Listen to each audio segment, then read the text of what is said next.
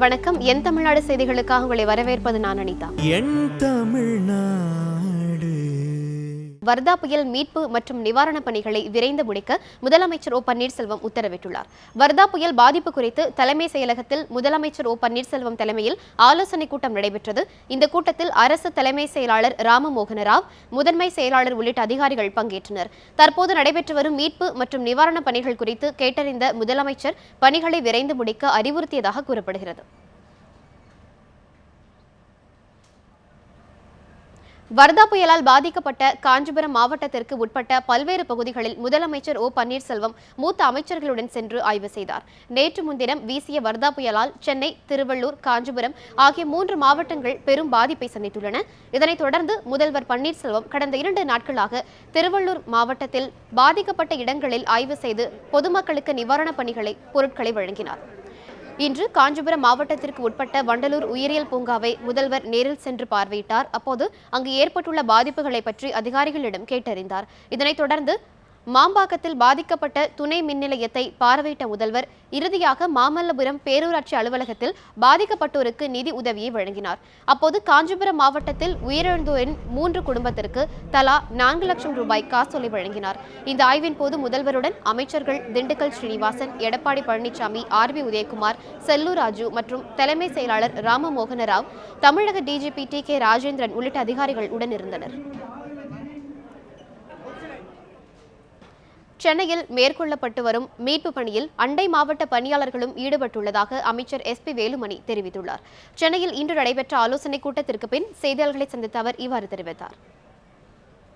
சென்னையும் திருவள்ளூரும் 2 நாட்களாக இந்த பலத்த காற்று கிட்டத்தட்ட 120-130 மைல் வேகத்திலே காற்றடித்த காரணத்தினால் இந்த கடுமையான அளவில் பாதிக்கப்பட்டு அதே அடிப்படையிலே போர்க்கால அடிப்படையிலே இன்றைக்கு நடவடிக்கை எடுக்கப்பட்டு வருகிறது.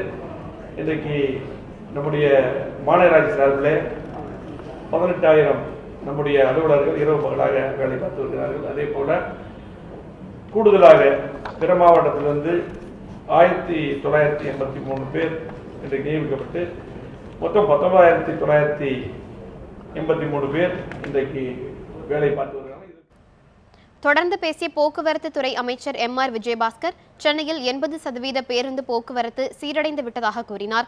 புறநகர் பகுதிகளில் போக்குவரத்து முடங்கிய பகுதிகளில் விரைவில் போக்குவரத்து சீரடையும் என்றும் தெரிவித்தார். வர்தா புயலால் பாதிக்கப்பட்ட சென்னை மாநகர பகுதியில் இன்று இரவுக்குள் மின் விநியோகம் சீரடையும் என்று தமிழக மின்துறை அமைச்சர் தங்கமணி தெரிவித்துள்ளார். இது தொடர்பாக அவருடன் செய்தியாளர் லாவண்யா நடத்திய கலந்துரையாடலை இப்போது பார்க்கலாம். சென்னையை தாக்கிய வர்தா புயல் காரணமாக தற்பொழுது வரை மின் இணைப்பு சென்னை பெருநகரில் முழுமையாக கிடைக்கவில்லை. தற்பொழுது நம்மிடையே மின்துறை அமைச்சர் தங்கமணி இருக்கிறார். அவரிடம் கேட்போம். சார் வணக்கம். இந்த பாதிப்பு, அதாவது வர்தா புயல் காரணமாக மின்சார பாதிப்பு எப்பொழுது சீரடையும், அதற்கான நடவடிக்கைகள் தமிழக அரசு என்ன மாதிரியான நடவடிக்கைகள் மேற்கொண்டுட்டு இருக்கு? வர்தா புயல் தாக்கத்தின் காரணமாக பெருநகரில் மின்சார தடை ஏற்பட்டிருக்கின்றது. கடந்த 2 நாட்களாக போர்க்கால அடிப்படையில் பணிகள் மேற்கொண்ட காரணத்தினால் 60% பணிகள் முடிந்து 60% மின்சாரம் கொடுக்கப்பட்டிருக்கின்றது. மீதி இருக்கிற எஞ்சிய பகுதிகளில் இன்று இரவுக்குள் முழுமையாக கொடுக்கப்படும்.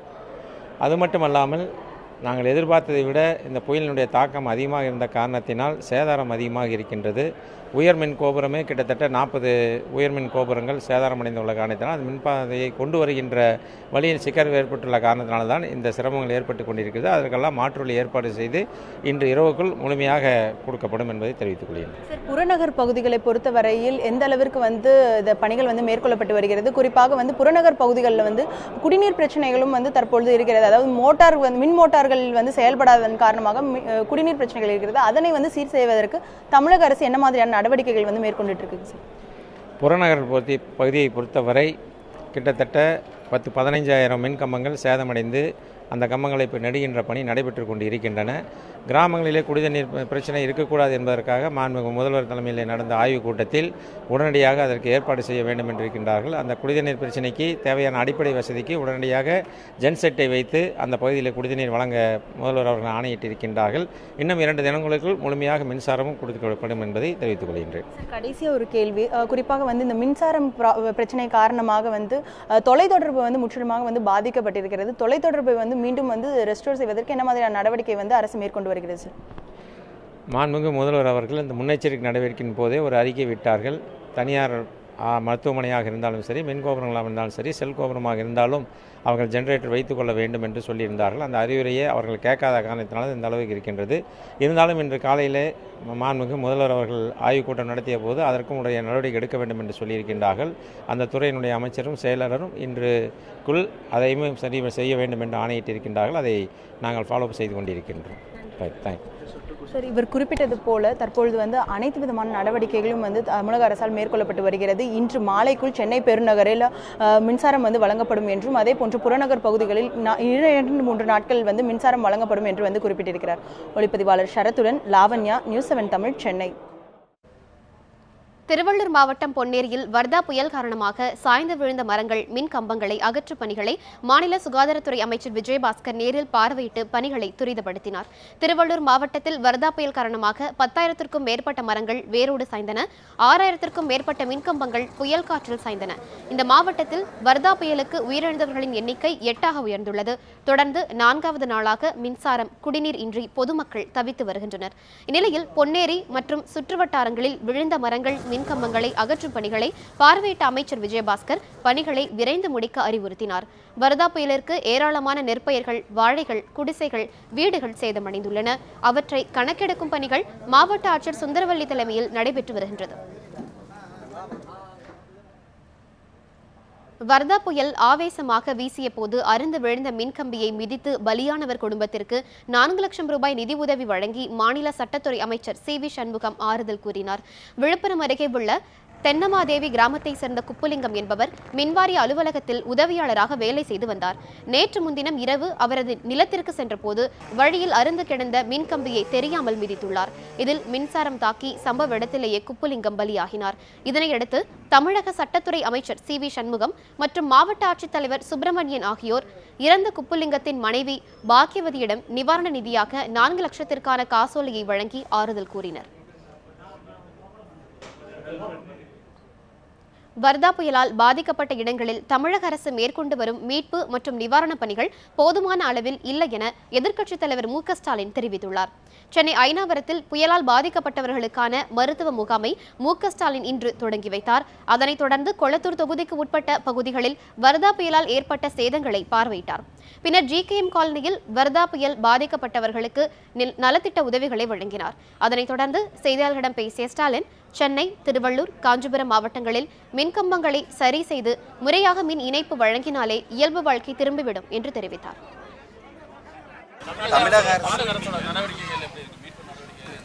இது போதாது. ஏன்னா இன்னைக்கு இன்னும் இயல்பு வாழ்க்கைக்கு காஞ்சிபுரம், திருவள்ளூர், சென்னை போன்ற மாவட்டங்கள் இயல்பு வாழ்க்கைக்கு வரவில்லை. ஆக இதிலிருந்து என்ன தெரிகிறது என்று சொன்னால், அரசினுடைய பணி, மாநகராட்சியினுடைய பணி போதுமானதாக இல்லை. அதை இன்னும் தீவிரப்படுத்த வேண்டும் என்று நான் கேட்டுக்கொள்கிறேன்.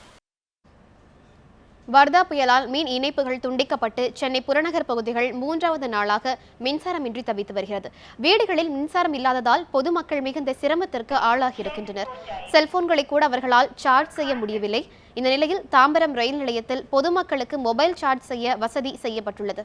அங்கு நீண்ட வரிசையில் காத்திருந்த பயணிகள் தங்களது செல்போன்களை சார்ஜ் செய்து வருகின்றனர். பயணிகள் மட்டுமின்றி தாம்பரம் சுற்றுவட்டார பகுதி மக்களும் தாம்பரம் ரயில் நிலையத்தில் மொபைல்களை சார்ஜ் செய்து வருகின்றனர். செல்ஃபோனுக்கு சார்ஜர் ஒருத்தவங்கிட்ட ஊரில் இருக்க அப்பா அம்மா யாராக இருந்தாலும் சரி, ரிலேட்டிவ், அவங்க கூட எங்களால் தொடர்பு கொள்ள முடியல. அதனாலே இப்போது கரண்ட் இருக்கிற இடமும் பார்த்தீங்கன்னா தாம்பரம் ரயில்வே ஸ்டேஷன் மட்டும்தான். அது கூட ஃபுல்லாக கரண்ட்டால் இழங்கல, இது பேட்டரி மூலயமா இழங்கிறதுனால இங்கே பொதுமக்கள் எல்லாரும் கொஞ்சம் கஷ்டப்பட்டுக்கிட்டு சார்ஜர் போட்டுருக்கோம். கரண்ட் எங்கேயும் இல்லாதனால இப்போ சார்ஜ் போடுறதுக்கு நான் கிட்டத்தட்ட 1 கிலோமீட்டருக்கு வந்திருக்கேன். வேறு எங்கேயும் சார்ஜ் போட முடியல. ரயில்வே ஸ்டேஷனில் சார்ஜ் போடணும்னு சொல்லி வந்து சார்ஜ் போடணும் நின்று நானும் ஒரு ½ hour நின்றுட்டு இருக்கேன். நான் ஒன்றும் சார்ஜ் போட முடியல. அந்த சூழ்நிலை நாங்கள் இருக்கோம். கொஞ்சம் கரண்ட்டு அரசு கூடி சீக்கிரம் கரண்ட்டுக்கு வரதுக்கு வாய்ப்பு கொடுத்தாங்கன்னா எங்களுக்கு எல்லாத்துக்கும் நல்லாயிருக்கும். இன்வெர்ட்டருக்கெல்லாம் போடுறாங்க. அவங்க ஒரு வீட்டில் காசு கேட்குறாங்க. 10 ரூபா கேட்குறாங்க. 1 ஹவருக்கு 10 ரூபா கேட்குறாங்க. 2 ஹவருக்கு 20 ரூபா கேட்குறாங்க. ரங்கநாதபுரம் என்னால் பாதிப்பு ரொம்ப அதிகம். சார்ஜர் இல்லாத வேலைக்கே போக முடியல. இப்போ எனக்கு ஃபோனு தான் வேலையே. ஃபோனில் ஓனர் சொன்னால் தான் நான் போய் அங்கே செய்ய முடியும் வேலை. டவரும் இல்லை, எதுவுமே இல்லை. ரொம்ப அவஸ்தைப்படுறோம். இப்போ சார்ஜர் போடுறேன். இப்போ இன்னும் ரொம்ப க்ரௌடாக இருக்குது. லேட்டாக தான் ஆகும் சார்ஜர் போட. வர்தா புயலின் தாக்கத்தால் சென்னையின் பல பகுதிகளில் தொலைத்தொடர்பு துண்டிக்கப்பட்டுள்ளது. இதனால் வெளியூர்களில் இருந்து சென்னையில் தங்கியிருப்பவர்கள் படும் துயரங்கள் குறித்து நமது செய்தியாளர் அன்சார் அலி அளித்த கூடுதல் விவரங்களை இனி பார்க்கலாம். வர்தா புயல் தாக்கிய அன்று துண்டிக்கப்பட்ட தொலைத்தொடர்பு இதுவரை நிலைமை சீரடையாததால் வெளியூர் வெளி மாநிலங்களிலிருந்து சென்னையில் தங்கி படிக்கும் மாணவர்கள் மற்றும் தொழிலாளர்கள் தங்களது குடும்பத்தினரை தொடர்பு கொள்ள முடியாமல் மிகுந்த இன்னலுக்குள்ளாகி இருக்கிறார்கள். வர்தா புயல் தாக்கிய அன்று துண்டிக்கப்பட்ட தொலைத்தொடர்பின் நிலைமை இதுவரை சீரடையவில்லை. முழுமையாக 2 தினங்கள் முடிந்திருக்கிறது. இந்நிலையில் அலைபேசியில் அழைக்க முடியாமலும் சமூக வலைதளங்கள் மற்றும் வாட்ஸ்அப் உள்ளிட்டவற்றை பயன்படுத்த முடியாமலும் இங்குள்ள மாணவர்கள் மற்றும் தொழிலாளர்கள் துன்பப்பட்டு வருகிறார்கள். இவர்கள் தங்களுடைய நிலைமை என்னவென்று தங்களது குடும்பத்தினர் மற்றும் உறவினர்களுக்கு தெரிவிக்க முடியாத சூழலில் அங்குள்ளவர்கள் பதறிப்போய் இருப்பதாகவும் தெரிவித்திருக்கிறார்கள். தொலைத்தொடர்பு துண்டிக்கப்பட்டதால் தங்களின் நிலைமையை எடுத்துரைக்க முடியாமல் தவிக்கும் அவர்கள் தொடர்ந்து எந்த ஒரு தொடர்பு சாதனங்களும் சரியாக வேலை செய்யவில்லை என்றும் தெரிவித்திருக்கிறார்கள். அலைபேசியில் அழைக்கும் போது அழைப்பு செல்கிறது, ஆனால் அவர்கள் பேசுவது தங்களுக்கு சரியாக கேட்கவில்லை, சில நேரங்களில் சுத்தமாக செயல்படவில்லை என்றும் தெரிவித்திருக்கிறார்கள். ஒளிப்பதிவாளர் சங்கருடன் அன்சார் அலி, நியூஸ் 7 தமிழ், சென்னை. சென்னையில் வர்தா புயல் தாக்கத்தின் காரணமாக தகவல் தொடர்பு துண்டிக்கப்பட்டதால் தங்கள் படும் இன்னல்கள் குறித்து பணி காரணமாக சென்னையில் வசிப்பவர்கள் தெரிவித்த கருத்துக்களை இப்போது பார்க்கலாம். நேற்று மார்னிங்லேருந்து சுத்தமாக டவர் இல்லை சார். ரீசார்ஜ் பண்ணால் கூட ரீசார்ஜ் ஆக மாட்டேங்குது.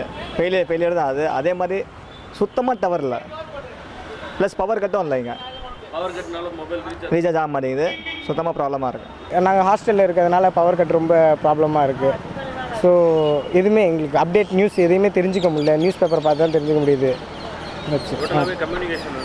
கம்யூனிகேஷன் ஃபுல்லாக துண்டிக்கப்பட்டிருக்குங்கிறதுனால எங்களால் எதுவுமே தெரிஞ்சுக்கவும் முடியல, எங்களோட இதையும் சொல்லவும் முடியல யார்கிட்டையும். வீட்டில் ரொம்ப பயந்துக்கிட்டு இருக்காங்க.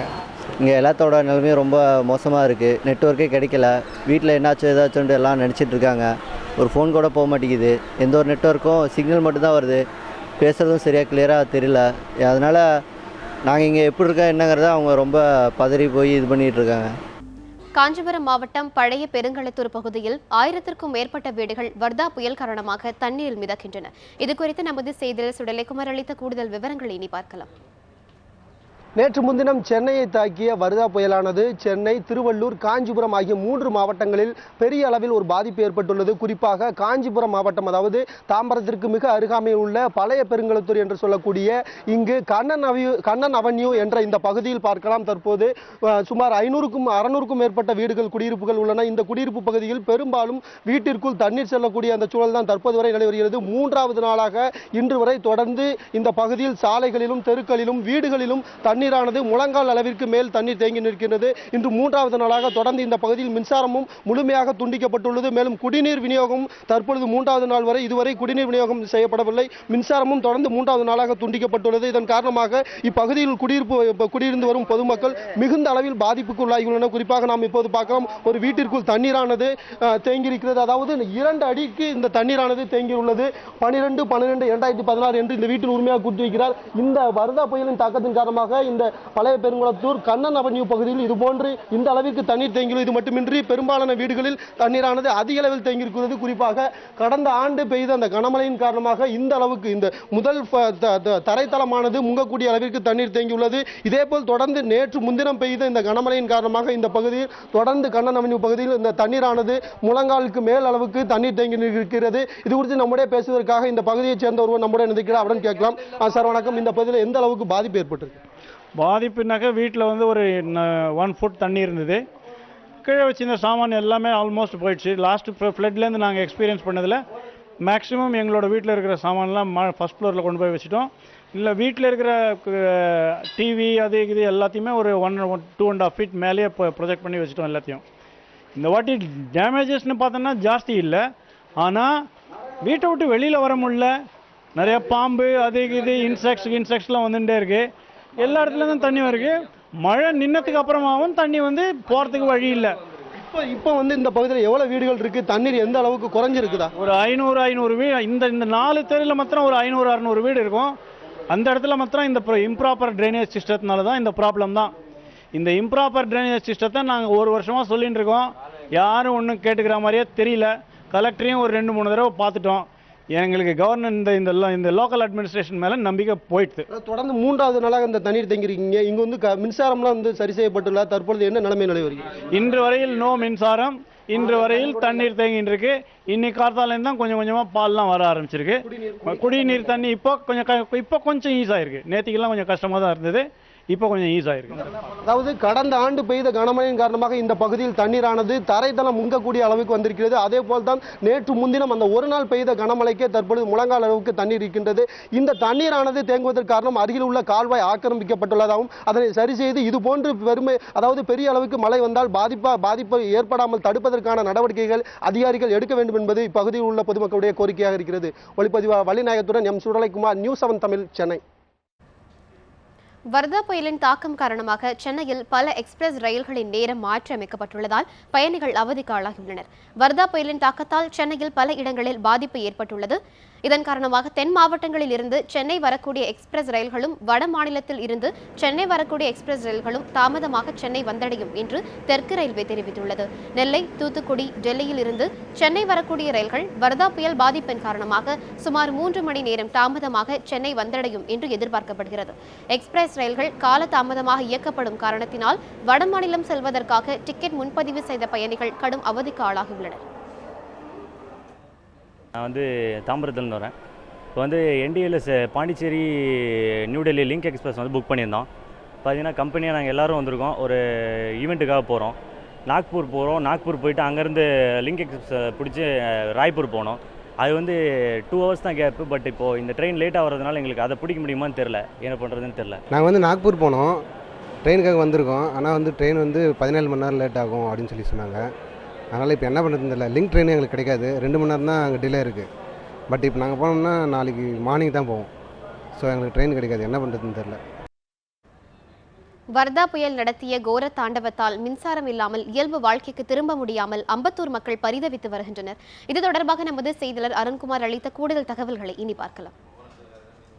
நேற்று முன்தினம் வர்தா புயல் நடத்திய கோர தாண்டவத்தின் காரணமாக சென்னை, திருவள்ளூர், காஞ்சிபுரம் உள்ளிட்ட 3 மாவட்டங்கள் கடுமையாக பாதிக்கப்பட்டிருக்கிறது. கடந்த 3 நாட்களாக மக்களுடைய இயல்பு வாழ்க்கை பாதிக்கப்பட்டு மின்சாரம் அனைத்தும் இல்லாமல் 2 நாட்களாக மக்கள் வந்து மிகப்பெரிய அளவிலான கடுமையான பாதிப்புகள் ஏற்பட்டு கொண்டிருக்கிறது. மரங்கள் சாய்ந்து விடுவதன் காரணமாகவும் அதே போல மின்சார கம்பங்கள் சாய்ந்தது காரணமாகவும் தொடர்ந்து வந்து இந்த 2 நாட்களாக இந்த பகுதி முழுவதும் வந்து இருக்கவில்லை. இங்கே பொறுத்தவரை நம்ம அம்பத்தூர் பகுதியில் நின்று கொண்டிருக்கிறோம். அம்பத்தூர் பகுதியை பொறுத்தவரைக்கும் கடந்த 2 நாட்களாக கடுமையான அளவிலான பாதிப்பை பார்க்க முடிகிறது. இந்த பகுதியை பொறுத்தவரைக்கும் இதுவரை வந்து மின் இணைப்பு வழங்கப்படவில்லை என்றே சொல்லலாம். மரங்களை வந்து தற்போது சாய்ந்திருக்கக்கூடிய மரங்களை புரொக்லைன் இயந்திரங்கள் மூலமாக வைத்து அம்பத்தூர் மாநகராட்சி சேர்ந்த ஊழியர்கள் வந்து அதை அகற்றும் பணியில் ஈடுபட்டு கொண்டிருக்காங்க. அந்த காட்சிகளை பார்த்து கொண்டிருக்கிறோம். அதே போல மின்கம்பங்கள் அனைத்தும் வந்து சரிந்து விழுந்திருக்கின்றன.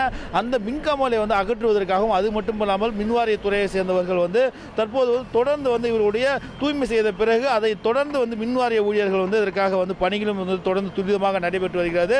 தற்போது ஊழியர்கள் சிலர் நம்மிடம் இருக்காங்க, சில தகவலை பெறலாம். சார் சொல்லுங்க சார், இந்த பகுதியில் இந்த மாதிரி எவ்வளோ இடங்களில் வந்து மரங்கள் விழுந்திருக்கு, நீங்கள் வந்து எந்த மாதிரியான நடவடிக்கைகள் எடுத்திருக்கீங்க?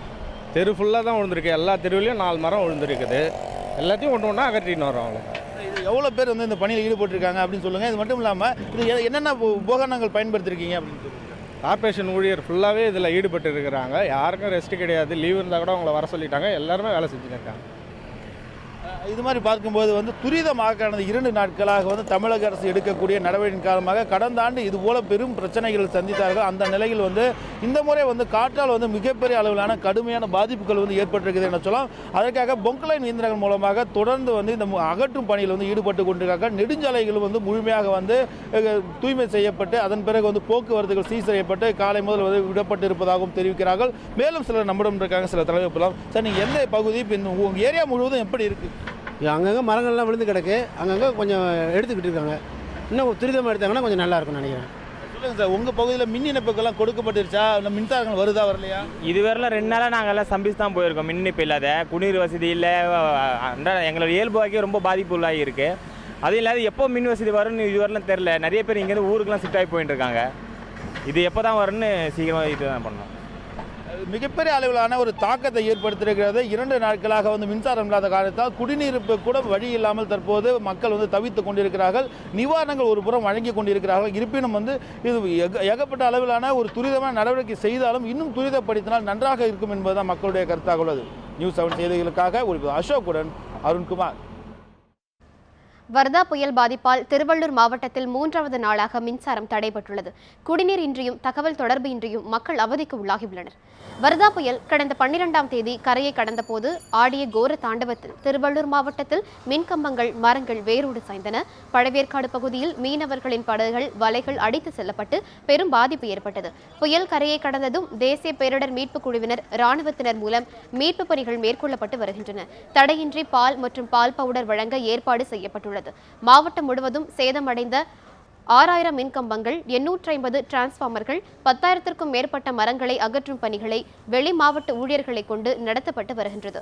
ஜெனரேட்டர்கள் உதவியுடன் மேல்நிலை நீர்த்தேக்க தொட்டிகளில் தண்ணீர் நிரப்பி விநியோகிக்கப்படுகிறது.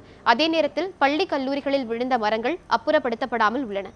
புயலால் பாதிக்கப்பட்ட ரயில் நிலைய மேற்கூரை உள்ளிட்ட சேதமடைந்தவற்றை சரி செய்ய வேண்டும் என்றும், விரைந்து மின்சாரம் கிடைக்க வழிவகை செய்ய வேண்டும் என்றும் பொதுமக்கள் கோரிக்கை விடுத்துள்ளனர்.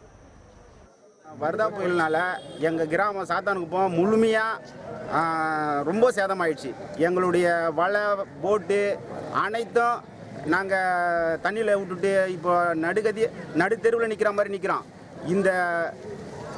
இதற்கு நீங்கள் அரசு எல்லா நிவாரணமும் எங்களுக்கு உடனடியாக தரணும்னு சொல்லிட்டு நாங்கள் வேண்டி விரும்பி கேட்டுக்கிறோம். வர்தா புயல் எல்லாம் சேதமாயிடுச்சு.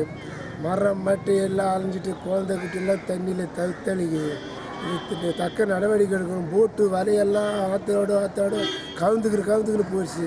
முள்ளு சைடில் போய் மாட்டிக்கிச்சு. எல்லாம் நிறைய சேதமாயிடுச்சு. வலை, பொருள் மக்களெல்லாம் தப்பிச்சிட்டாங்க. குழந்தை குட்டியெல்லாம் அப்படியே அவதிப்பட்டாங்க. ரொம்ப கஷ்டமாக இருக்குது. இது நல்லா நடவடிக்கை எடுக்கணும். வர்தா புயல் பாதிப்புகள் சீர் செய்யப்பட்டு வருவதை தொடர்ந்து சென்னையில் மாநகர போக்குவரத்து வழக்கம் போல இயங்கி வருகின்றன. இருப்பினும் பேருந்து வழித்தடங்களில் மரங்கள் விழுந்து கிடப்பதால் உரிய நேரத்தில் வாகனங்கள் இயக்க முடியாத சூழல் ஏற்பட்டுள்ளது. இதனால் பெரும்பாலான பேருந்துகளில் கூட்டம் குறைவாக செல்லும் காட்சிகளை காண முடிகிறது. திருநெல்வேலியிலேருந்து வந்திருக்கேன். இப்போ தம்பி வீட்டுக்கு ஆவடிக்கு வந்திருக்கேன். பஸ் இங்கே இன்னும் கிடைக்கல. மரம் எல்லா இடத்துலையும் விழுந்திருக்கனால பஸ்ஸே கிடைக்கல எங்களுக்கு. இங்கே ரொம்ப நேரம் காத்துன்னு இருக்கோம். நாங்களும் இது வரையும் ஆவடியிலேருந்து இங்கே பஸ் இப்போ காலூர் மேலே நிற்கிறோம். சரியாக வரலை. ஆனால் நிறைய மரம்லாம் விழுந்ததுனால சரியாக பஸ்ஸு அந்தளவுக்கு டிராஃபிக்னால மூவ் பண்ண முடியல.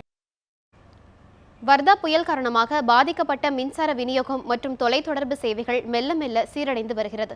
சென்னை மற்றும் புறநகர் பகுதிகளை கடந்த 12ஆம் தேதி தாக்கிய வர்தா புயலால் ஆயிரக்கணக்கான மரங்கள் வேரோடு சாய்ந்தன. மின் விநியோகத்திற்கான கம்பங்களும் அதிக அளவில் சாய்ந்ததால் மின்சாரம் முழுமையாக நிறுத்தி வைக்கப்பட்டது. இதன் எதிரொலியாக மின்சாரம் கிடைக்காமல் செல்போன் கோபுரங்களும் செயலிழந்தன.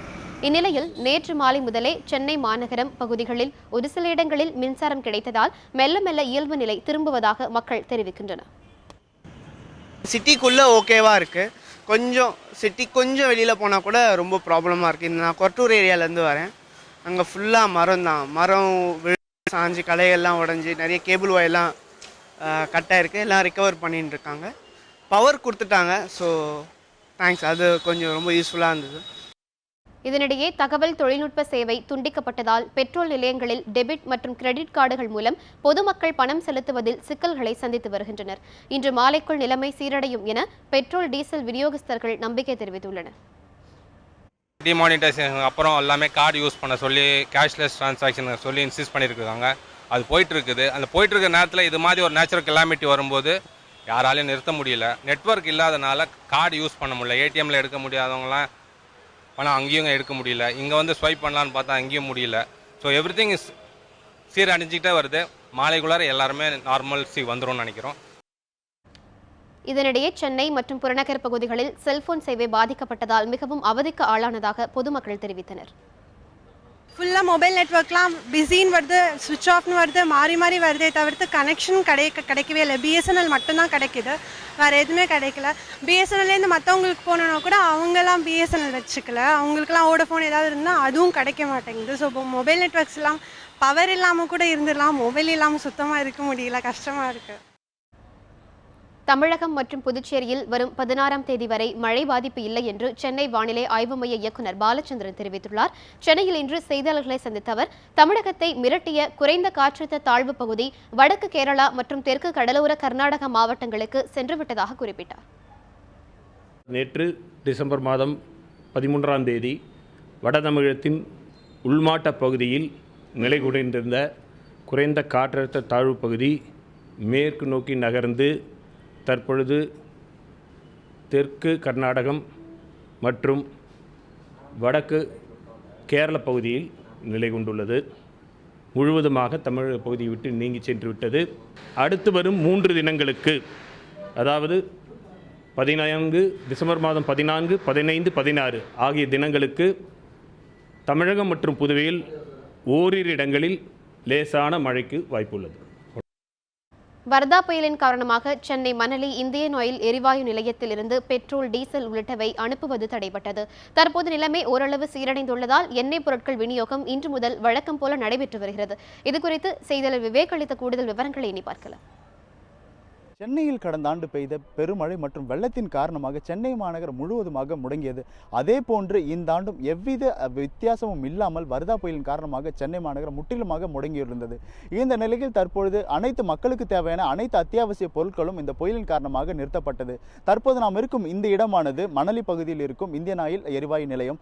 இங்கிருந்து தான் சென்னை முழுக்க எரிவாயுக்கள் அனுப்பப்படுகின்றன. கிட்டத்தட்ட அதாவது சராசரியாக ஒரு நாளைக்கு 400 டன்கள் எரிவாயு இங்கிருந்து அனுப்பப்படுகின்றன. அதாவது 28,000 சிலிண்டர்களும் இங்கிருந்து அனுப்பப்படுகின்றன ஒரு நாளைக்கு சராசரி விகிதமாக. ஆனால் இந்த புயலுக்கு பிறகு 2 நாட்கள் முற்றிலுமாக இங்கிருந்து எரிவாயு விநியோகிக்கப்படுவது நிறுத்தப்பட்டது. இன்று முதல் சீரான நிலையில் தற்பொழுது 150 லாரிகளுக்கு மேல் நிரப்பப்பட்ட இந்த நிலையத்தில் இதுவரை இன்று முதல் 40-50 லாரிகள் மட்டுமே தற்போது நிரப்பப்பட்டு அனுப்பப்படுவதாக தெரிவிக்கின்றனர். அதே போன்று நிர்வாக தரப்பில் தெரிவிக்கும் பொழுதும் எந்தவித பிரச்சனையும் இல்லாமல் மக்களுக்கு அவர்களுக்கு தேவையானதை அளிக்கும் வகையில் எரிவாயு அனுப்பப்பட்டு வருவதாகவும் தெரிவிக்கின்றனர். அதே போன்று இங்கு வந்து எல்பிஜி லாரி ஓட்டுநர்கள் அவர்கள் தெரிவிக்கும் பொழுது பல்வேறு இடங்களில் நாங்கள் சுற்றி வரும் பொழுது சாலைகளிலும் பல்வேறு இடங்களிலும் மரங்கள் விழுந்து கிடப்பதன் காரணத்தினால் தங்களால் சரியாக இங்கு வர முடியவில்லை என்றும், அதே போன்று இங்கு எரிவாயு நிரப்பப்பட்ட லாரிகள் பல்வேறு இடங்களுக்கு விநியோகம் செல்லும் பொழுது அங்கும் இது போன்ற போக்குவரத்து இடர்பாடுகள் இருப்பதன் காரணத்தினால் தங்களால் சரியான நேரத்தில் சென்று மக்களுக்காக விநியோகிக்க முடியவில்லை என்றும் அவர்கள் தெரிவிக்கின்றனர். இந்த நிலையில் தற்பொழுது நிலைமை சீராகி கொண்டு வரும் நிலையில் மக்களுக்கான எரிவாயு தட்டுப்பாடு இருக்கக்கூடாது என்றதற்காகவும் தற்பொழுது அதாவது இங்கிருக்கும் நிலையம் சார்பாக அனைத்து இடங்களுக்கும் சீரான நிலையில் எரிவாயு சென்று கொண்டிருக்கின்றது. அதேபோல் இந்த நிலையத்தில் கடந்த புயலுக்கு அடுத்தபடியாக இருக்கும் நாட்களில் இங்கு வந்து மின் சப்ளை கிடையாது. இந்த 2-3 நாட்களாக ஜெனரேட்டர் மூலமாகவே இங்கு விநியோகம் கேஸ் எரிவாயு சப்ளைகள் நடந்து வருகின்றன என்றும் நிர்வாக தரப்பில் தெரிவித்து வருகின்றது. அதே போன்று மக்களுக்கு எந்தவித குறைபாடும் இருக்கக்கூடாது என்பதற்காகவே தங்களது பணி சிறப்பாக இங்கு நடைபெற்று வருவதாகவும் அதிகாரிகள் தரப்பில் தெரிவித்துள்ளனர். ஒளிப்பதிவாளர் ராஜ்குமாருடன் வேக்குமார், நியூஸ் ஒன் தமிழ், சென்னை. களக்காடு அருகே காட்டுப்பன்றிகள் விளைநிலங்களில் புகுந்து அட்டகாசம் செய்ததில் வாழை மரங்கள் நாசமடைந்தன. நெல்லை மாவட்டம் களக்காடு மேற்கு தொடர்ச்சி மலையடிவார பகுதியில் உள்ள ராஜலட்சுமி என்பவருக்கு சொந்தமான விளைநிலத்தில் சுமார் 50 காட்டுப்பன்றிகள் புகுந்தன. இதை பார்த்த விவசாயிகள் பன்றிகளை விரட்டியடிக்க முற்பட்டனர். ஆனாலும் தோட்டத்தை விட்டு வெளியேறாத பன்றிகள் அங்கு பயிரிடப்பட்டிருந்த வாழை மரங்களை சேதப்படுத்தின. பன்றிகளின் அட்டகாசத்தால் 20,000 ரூபாய் இழப்பு ஏற்பட்டுள்ளதாக கூறப்படுகிறது. காட்டு விலங்குகள் தொடர்ச்சியாக விளைநிலங்கள் புகுவதை தடுக்க வேண்டும் என்று வலியுறுத்திய விவசாயிகள் நாசமான வாழைகளுக்கு இழப்பீடு வழங்க வேண்டும் என்றும் கோரிக்கை விடுத்தனர். ரூபாய் நோட்டு மாற்ற நடவடிக்கையால் பாதிக்கப்பட்டதாக கூறி பீடி தொழிலாளர்கள் நெல்லையில் திடீர் சாலை மறியல் போராட்டத்தில் ஈடுபட்டனர். பழைய 500 மற்றும் 1000 ரூபாய் நோட்டுகள் செல்லாது என்று மத்திய அரசின் அறிவிப்பை அடுத்து பொதுமக்கள் தங்களின் பண பரிவர்த்தனைகளை மேற்கொள்ள முடியாமல் தவித்து வருகின்றனர். திருநெல்வேலியில் அன்றாட கூலி பெறும் பீடி சுற்றும் தொழிலாளர்கள் தினக்கூலி பெற முடியாமல் தவித்து வருகின்றனர். குறிப்பாக நிறுவன உரிமையாளர்கள் வங்கிகளில் இருந்து பணம் எடுக்க முடியாத காரணத்தினால் பீடி சுற்றும் தொழிலாளர்களுக்கு வங்கிகளில் பணம் செலுத்தப்படுவதாகவும் இதனை எடுக்க வேலையை விட்டு வங்கிகளில் காத்திருக்க வேண்டிய சூழல் உருவாகி இருப்பதாகவும் குற்றம் சாட்டினர். இதனையடுத்து பீடி சுற்றும் தொழிலாளர்கள் 400க்கும் மேற்பட்டோர் திருநெல்வேலி தொழிலாளர் நலத்துறை இணை ஆணையர் அலுவலகத்தை முற்றுகையிட்டு போராட்டத்தில் ஈடுபட முயன்றனர். ஆனால் அவர்களை காவல்துறையினர் தடுத்து நிறுத்தியதால் பாளையங்கோட்டை திருவனந்தபுரம் நெடுஞ்சாலையில் மறியலில் ஈடுபட்டனர். இந்த போராட்டம் காரணமாக திருவனந்தபுரம் சாலையில் போக்குவரத்து பாதிக்கப்பட்டது. இன்றைக்கு அரசாங்கம் பிரச்சனைகளை கொண்டு போகிற போது நீங்கள் வங்கியில் கணக்கு துவக்கி அங்கே பெற்றுக்கொள்ளுங்கள், பீடி கம்பெனிகள் வங்கியிலே போட்டவர்களுக்கு சம்பளம் கொடுங்கள் என்று பலவந்தப்படுத்துகிறார்கள். தொழிலாளர் துறை அதிகாரிகளும் அப்படிப்பட்ட நடவடிக்கைகள் எடுக்கிறார்கள். இதனால் கடுமையாக பாதிக்கப்பட்டிருக்கிறார்கள்.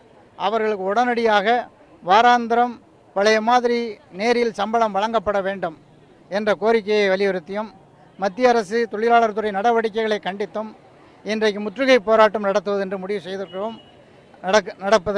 நடக்கிறது. ரூபாய் நோட்டு பிரச்சினை காரணமாக நெல்லை மாவட்டத்தில் தேங்காய் வியாபாரம் பெருமளவில் பாதிக்கப்பட்டுள்ளது. நெல்லை மாவட்டம் மேற்கு தொடர்ச்சி மலை அடிவார பகுதிகளான செங்கோட்டை தாலுகா, வடகரை, மேக்கரை, பண்புடி, அச்சன்புதூர் உள்ளிட்ட பகுதிகளில் ஆயிரக்கணக்கான ஏக்கர் நிலங்களில் தென்னை விவசாயம் நடைபெற்று வருகிறது. மேலும் இங்கு விளையும் தேங்காய்களை மொத்தமாக இப்பகுதி விவசாயிகள் கொள்முதல் செய்து அதனை உரித்து கேரள மாநிலத்திற்கு அனுப்பி வைக்கின்றனர். இந்த தொழிலை நம்பி ஆயிரக்கணக்கானோர் பணியாற்றி வருகின்றனர். மத்திய அரசின் ரூபாய் நோட்டுகள் மாற்று நடவடிக்கையால் இத்தொழிலில் ஈடுபட்ட தொழிலாளர்களுக்கு சம்பளம் கொடுக்க முடியாமலும் விவசாயிகளுக்கு பணப்பட்டுவாடா செய்ய முடியாமலும் உரிமையாளர்கள் தவித்து வருகின்றனர்.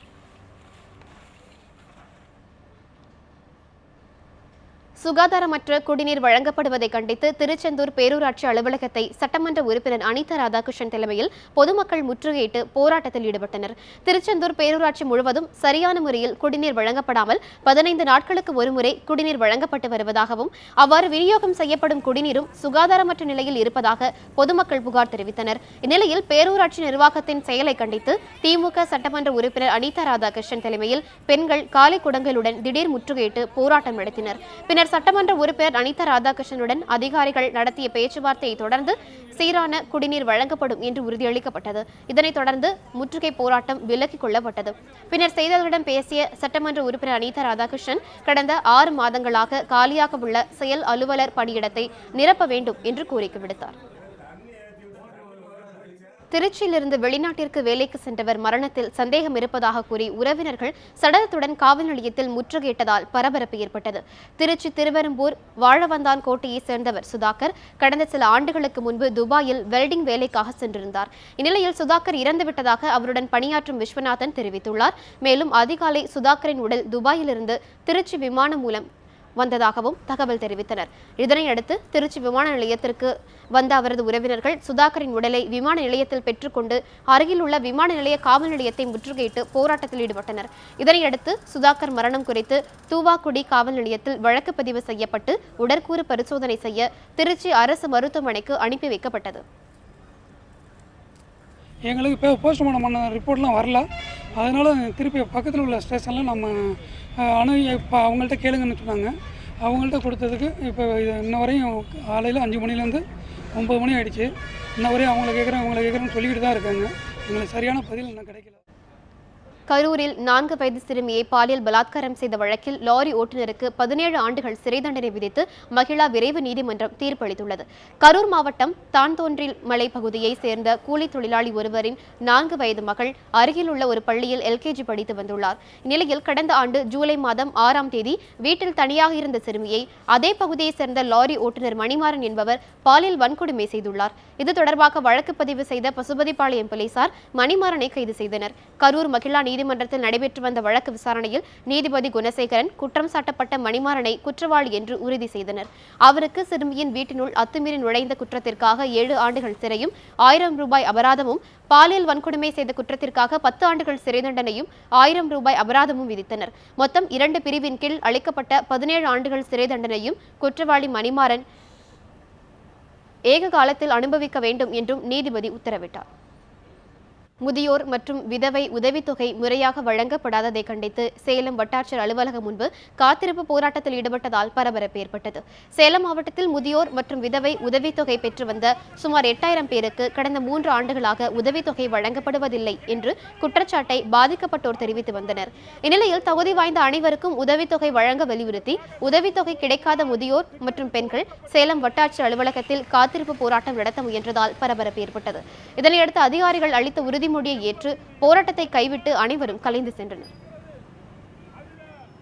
முதியோர் உதவித்தொகை, விதவை பணம், கணவனால் கைவிடப்பட்ட பணம், உடல் ஊனமுற்றோருக்காக வழங்கப்பட்டிருந்த உதவித்தொகையை இந்த அரசாங்கம் நிறுத்திவிட்டது. அதை கண்டித்து உண்மையாக பாதிக்கப்பட்டவர்களுக்கு வழங்க கூறி காத்திருக்கின்ற போராட்டம். இந்த போராட்டத்தை அரசாங்கம் ஏற்றுக்கொள்ளும் வரை எங்கள் போராட்டத்தை இங்கே காத்திருந்து மனு அளிக்க இங்கே திட்டமிட்டு இருக்கிறோம் என்பதை தெரிவித்துக் கொள்கிறேன். சேலம் வங்கிகளில் இன்றும் பணம் இல்லை என்று தெரிவித்ததால் ஆத்திரமடைந்த பொதுமக்கள் சாலை மறியல் போராட்டத்தில் ஈடுபட்டனர். சேலத்தில் இன்று காலை 7 மணி முதலே ஓய்வூதியதாரர்கள், சம்பளதாரர்கள், பொதுமக்கள் என அனைத்து தரப்பினரும் தங்களது பணத்தை எடுப்பதற்காக வங்கிகளின் முன்பு திரண்டனர். இந்த நிலையில் சேலம் அம்மாபேட்டை இந்தியன் ஓவர்சீஸ் வங்கி முன்பு திரண்ட இருந்த மக்களிடம் வங்கியில் பணம் இல்லை என்றும் காலதாமதம் ஆகும் என்றும் அதிகாரிகள் தெரிவித்தனர். இதனால் ஆத்திரமடைந்த பொதுமக்கள் அம்மாபேட்டை சாலையில் அமர்ந்து மறியலில் ஈடுபட்டனர். இதனைத் தொடர்ந்து காவல்துறையினர் பொதுமக்களை சமாதானப்படுத்தி வங்கி அதிகாரிகள் இணைந்து டோக்கன் வழங்கியதை தொடர்ந்து பொதுமக்கள் நீண்ட வரிசையில் காத்து நின்றனர். தனியார் நிறுவனத்திற்கு ஆதரவாக செயல்படும் தொழிலாளர் நலத்துறை அலுவலரை கண்டித்து 200க்கும் மேற்பட்ட பெண் தொழிலாளர்கள் கோவை தொழிலாளர் நலத்துறை அலுவலகத்தை முற்றுகையிட்டு போராட்டத்தில் ஈடுபட்டனர். கோவையில் தனியாருக்கு சொந்தமான செயற்கை வைரம் தயாரிக்கும் நிறுவனம் 3 இடங்களில் செயல்பட்டு வருகிறது. இதில் சூலூர் பாப்பம்பட்டியில் செயல்பட்டு வரும் தொழிற்சாலையில் சுமார் 270 பெண்கள் உட்பட 300க்கும் மேற்பட்ட நிரந்தர தொழிலாளர்கள் பணியாற்றி வருகின்றனர். இந்நிறுவனம் சூலூரில் இருந்து சுமார் 40 கிலோமீட்டர் தொலைவில் உள்ள பெரிய நாயக்கன்பாளையம் பகுதிக்கு திடீர் மாற்றம் செய்யப்பட்டதற்கு எதிர்ப்பு தெரிவித்து கடந்த 1 மாத காலமாக தொழிலாளர்கள் போராட்டத்தில் ஈடுபட்டு வந்தனர். இந்நிலையில் இன்று நடத்தப்பட்ட 2ஆம் கட்ட பேச்சுவார்த்தைக்காக 200க்கும் மேற்பட்ட பெண் தொழிலாளர்கள் தொழிலாளர் நலத்துறை அலுவலகத்திற்கு வந்துள்ளனர். ஆனால் தனியார் நிர்வாகம் சார்பில் பேச்சுவார்த்தை நடத்தவில்லை என்பதால் ஆத்திரமுற்ற தொழிலாளர்கள் தனியார் நிர்வாகத்திற்கு எதிராக செயல்படுவதாக கூறி திடீர் முற்றுகையிட்டு போராட்டத்தில் ஈடுபட்டனர். ஏற்கனவே ஒரு 3/4 மணி நேரம் பயணம் பண்ணி தான் இந்த யூனிட்டுக்கே DDL 3 யூனிட்டுக்கே வரோம். இங்கேருந்து அங்கே ஒரு 40 கிலோமீட்டர் தொலைவில் எங்களால் வேலைக்கு போக முடியாது. அதை நாங்கள் பேச்சுவார்த்தையின் மூலம் சொல்லிகிட்டே இருந்தோம். ஆனால் தன்னிச்சையாக நிர்வாகம் கேட்டில் நோட்டீஸ் ஒட்டிட்டாங்க. நீங்கள் கண்டிப்பாக அந்த யூனிட் தான் போகணும், உங்களுக்கு அங்கே தான் வேலை கொடுக்குறோம் அப்படிங்கிற மாதிரி சொன்னாங்க. இது எங்களுக்கு ரொம்ப ஃபஸ்ட்டு ஷாக்காக இருக்குது. சேலம் அரசு பேருந்தில் வசூல் இலக்கை எட்டாததால் அதிகாரிகள் திட்டியதால் அதிர்ச்சியடைந்த நடத்துனர் மயங்கி விழுந்ததால் பரபரப்பு ஏற்பட்டது. தமிழ்நாடு அரசு போக்குவரத்து கழக சேலம் ஜான்சன்பேட்டை கிளையில் திருச்சி மார்க்க பேருந்து நடத்துனராக சிவக்குமார் பணியாற்றி வருகிறார். இன்று பிற்பகலில் வசூல் தொகையை கட்டச் சென்ற போது உதவி மேலாளர் குமரவேல் மற்றும் நேரம் காப்பாளர் மாது ஆகியோர் வசூல் தொகை குறைவாக உள்ளதாக கூறி பணத்தை வாங்க மறுத்து உயரதிகாரியை சந்திக்குமாறு கூறியுள்ளார். இதனையடுத்து கிளை மேலாளர் கலைவாணனை நடத்துனர் சிவக்குமார் சந்தித்த போது அவரும் திட்டியதாக கூறப்படுகிறது. மீண்டும் புதிய பேருந்து நிலையத்திற்கு சென்ற சிவக்குமாரிடம் வசூல் தொகையை அதிகாரிகள் வாங்க மறுத்ததால் மன உளைச்சலுக்கு ஆளாகிய சிவக்குமார் திடீரென்று மயங்கி விழுந்ததால் பரபரப்பு ஏற்பட்டது. இதனையடுத்து சம்பவ இடத்திற்கு வந்த கிளை உதவி மேலாளர் சரவணகுமார் சிவக்குமாரை சமாதானப்படுத்தி வசூல் பணத்தை பெற்றுக்கொள்வதாக உறுதியளித்தார். பேருந்தில் பயணிகள் கூட்டம் குறைந்து காணப்பட்டதற்காக தன்னை அதிகாரிகள் கடுமையாக கடிந்து கொள்வதாக நடத்துனர் சிவக்குமார் குற்றம் சாட்டினார். 10,243 ஆயிருக்கு கலெக்ஷன். எனக்கு பின்னாடி வந்து 12,000 ரூபா சில்லறை ஆயிடுச்சுங்க. அதனால் அதை விட நீ 2,000 கம்மியாக பண்ணியிருக்கிற, அதனால் உன்னுடைய கலெக்ஷன் ஏற்கப்பட மாட்டாது அப்படின்னு சொல்லி இங்கே அனுப்பிட்டாங்க சார். பிரான்ச் மேனேஜரையும் போய் சொன்னாங்க, நீ அதெல்லாம் முடியாது, இங்கே போய் க்ளோசிங் ஆகிட்டான்றாங்க சார். இங்கே க்ளோசிங் வந்தாக்கா உங்கள் பிரான்ச் மேனேஜரை கேளுன்றாங்க சார். இப்படியே தான் சார் அழைக்கடிச்சு எனக்கு என்ன பண்ணுறதுனே எனக்கு புரியல சார். எனக்கு இந்த கார்பரேஷனில் வேலை செய்யலாமா இல்லை ஓடிடலாமா, போய் ஒரு பிச்சை எடுத்து கூட பொழைச்சிக்கலாமாங்கிற ஒரு சூழ்நிலையை டார்ச்சருங்க சார். தமிழகத்தில் காவலர்கள் சங்கத்திற்கு அங்கீகாரம் வழங்க கோரி மேல்முறையீடு செய்த மனுவை சென்னை உயர்நீதிமன்றம் தள்ளுபடி செய்தது. தமிழகத்தில் காவலர்கள் சங்கத்திற்கு அங்கீகாரம் வழங்க கோரி மதுரையை சேர்ந்த செந்தில்குமார் சென்னை உயர்நீதிமன்றத்தில் வழக்கு தொடர்ந்திருந்தார். ஏற்கனவே இந்த வழக்கை விசாரித்த உயர்நீதிமன்றம் காவலர் சங்கத்திற்கு அங்கீகாரம் கோரிய மனுவை பரிசீலிக்க டிஜிபிக்கு உத்தரவிட்டது.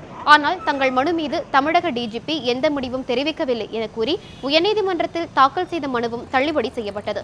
தனி நீதிபதியின் உத்தரவை ரத்து செய்திட கோரி செந்தில்குமார் மேல்முறையீடு செய்தார். இந்த வழக்கு தலைமை நீதிபதி SK கவுல் தலைமையிலான அமர்வு முன்பு விசாரணைக்கு வந்தது. அப்போது நீதிபதிகள் ஒரே கோரிக்கையை வலியுறுத்தி பல வழக்குகள் தொடரப்பட்டுள்ளதாகவும் ஏற்கனவே இது சம்பந்தமான பொதுநல மனு தள்ளுபடி செய்யப்பட்டுள்ளதையும் சுட்டிக்காட்டினர். தற்போது மீண்டும் அதே கோரிக்கையை வலியுறுத்தி தாக்கல் செய்யப்பட்டுள்ள இந்த மனுவை ஏற்க முடியாது என்று கூறி நீதிபதிகள் வழக்கை தள்ளுபடி செய்து உத்தரவிட்டனர். இத்துடன் என் தமிழ்நாடு நிறைவுற்றது. தொடர்ந்து இணைந்திருங்கள் நியூஸ் 7 தமிழோடு.